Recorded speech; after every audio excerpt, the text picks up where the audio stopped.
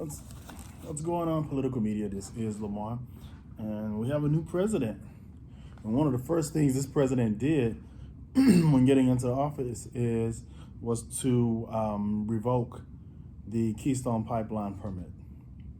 Uh, um, this is a political short, so one thing I want to make sure that I'm doing on political shorts is I want to start really getting into what Biden is doing. Accountability, not just accountability, but truly making sure that people that voted for Biden know what they're getting from Biden. And I voted for him. The fact that I voted for him, I know I was taking a big risk. The risk is possibly increased taxes and a lot of other crap that I'm not interested in because I'm more of a fiscal conservative versus a Democrat as it relates to finances. However, I just felt like the lesser of the two evils this particular time was Biden, and the upside of the next 4 years outweighed what we would have gotten with the divisive person in office being Trump. So that's my caveat. With that being said, I want to ensure that all the different things that he's doing, for years we hear them talking about different things: Keystone Pipeline, DACA, a lot of different stuff. And most people that vote don't have no idea what this stuff means and how it pertains to their everyday life. And so I want to try to break it down into simple terms. I remember on Nutty Professor, he said rich dummy terms, but we're not breaking it into rich dummy terms. We're breaking it down into this simple terms. Not gonna get too deep. I'll leave that for those that want to research even more, but just basic what it is. Because for years, I was like, what the heck is this Keystone Pipeline stuff Obama's talking about? And why is he so against it? So let's talk about it. The Keystone Pipeline, in simple terms, and I know there's going to be some experts watching that and be like, no, that's in simple terms. It's a pipe. It's a pipeline going from Canada all the way down to Texas, and even further below that, I believe, down to Mexico. That going to be supposed to transport oil. And one of the goals of it is to, Republicans say, to help create jobs. But research is showing that it wouldn't create that many jobs. It creates some, but not as many as Republicans are saying that it would, and Canadians are saying that it would create. But it would create some. It create jobs. That's good for the economy, for Canada's and America's, right? It is, yeah. So that's good. It would also move us further closer to being dependent, not less dependent on foreign oil, meaning getting oil from where do they get oil from? Africa, Iraq, wherever they get oil from. I don't know. I need to probably research that. Wherever they get oil from, less depending on oil from other countries and other continents, and have our own supply of oil. Which, when doing that, I could possibly lower prices. You know how America is. You never know; it might end up raising prices. But so that's the other thing, making us less dependent on oil from foreign countries. Okay, create jobs, make us less dependent on oil from foreign countries, and that's about it. As far as the benefits go, those are the benefits from what I've seen. If there's more, put them in the comments. Now, the cons of this, people are saying, is that it affects affects climate change. The people that are real concerned about the environment, and they feel like there is too much risk involved as it relates to spills, because this is a big old pipe going under the ground from Canada all the way down through the whole United States. They're saying there's a lot of risk of a spill, of leaks. As an aquifer that it needs to go through, which provides fresh water to I think in Nebraska, and if it taints that water from a leak, that affects a lot of people and the water they drink. So I get that, I understand it. Air pollution. What else? Let's see. Air pollution, water pollution, spills, leaks. And so those are some of the cons. All right.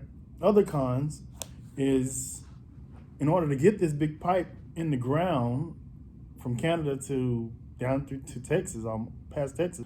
You got to dig. And where are you digging? You're digging through people's property. So how do you get around the whole thing about digging through people's property? You have to try to make deals with these property owners and say, hey, we're gonna pay you this much. This is the market value for your land. Let us have it. We need to dig, get this pipe in. And there was in Texas, there was an issue a couple years ago where a lady, she's had her property since '83, and she did not want to take any, no matter what they wanted to offer. She was like, nope. But they ended up doing eminent domain, seizing her property for government purposes, utility purposes, which is not necessarily the truth. But they did that and took this lady's property, and then she ended up being arrested for trespassing. It's messed up. Messed up. So that's another con to this whole oil pipeline. While I am, again, fiscal conservative, capitalist, I'm really, at first blush, I'm all for this thing. Because I'm like, we don't have to work, we ain't got to deal with the, who are the people that got the oil? The sheiks and all them people. All right. Iran. Is it Iran? Iran? We ain't got to deal with the Middle East as far as oil goes. We ain't got to wheel and deal with these people over in the Middle East about oil. I think that's perfect. Be dependent. Now we have to wheel and deal with Canada, obviously, because part of Alberta, Canada owns part of this pipeline. But that's easy. They're an ally. They need us. But let me see what else.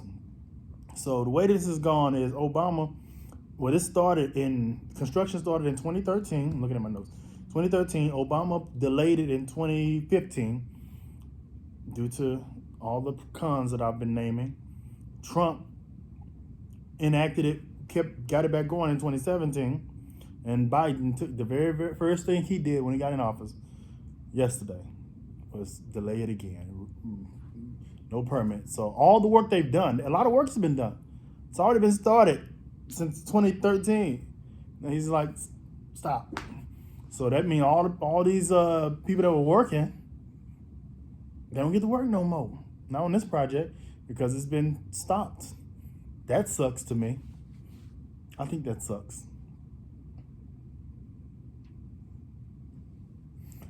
Someone else that think it sucks is the Prime Minister of Canada, Justin Trudeau, who's typically a friend to America, but this affects him negatively. And he was told, and from my understanding in a conversation with Biden, that they were going to discuss it, try to find a happy medium or something. They were going to discuss it further later after he got inaugurated. That didn't happen. Biden went on and just, nope, no more working. Cut the truck off, cut off the machine, go home. I don't know if I like it. I don't know if I like that.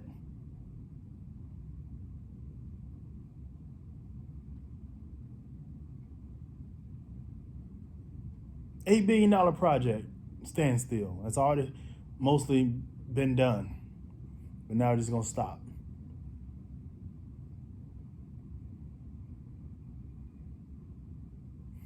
I don't like it. One thing I'm not really liking, some people probably do, is that Biden has seemed a little more, he's seeming different now that he's inaugurated. He was a little more timid before. Now he's a little like, you're doing too much too fast for me. Particularly because I don't agree with everything that you're doing. A little too much too fast. I think you need to slow down, ease into this thing, have some conversations, and stop just making these quick decisions. Stop, just chill out a little bit. Chill out. That's too quick. Let's not create enemies. It's supposed to be mending with other countries, not creating rifts. And this is something that creates a rift. While I understand the cons, while I understand the greenhouse situation, the whole carbon emissions situation, the whole climate change effects and all that, impacts and aspects and all that good stuff. I understand. I get it. But this creates jobs. I know Native Americans and ranchers are upset because of their property. I know. but all the help this is doing for businesses, the dependency we can have. I know I mean, it's hard to weigh them. What are your thoughts? So I just gotta weigh what's best, what's not. What do you guys think? Comment below, subscribe, like, follow, and until next time, peace out. Oh wait, be sure to definitely be sure to subscribe, because I'm gonna start doing this a lot more. We're gonna start talking about every single thing that Biden does. We're gonna break it down, talk about it, and get a better understanding of what it is he's doing. And now, all right, I'm out. Peace out.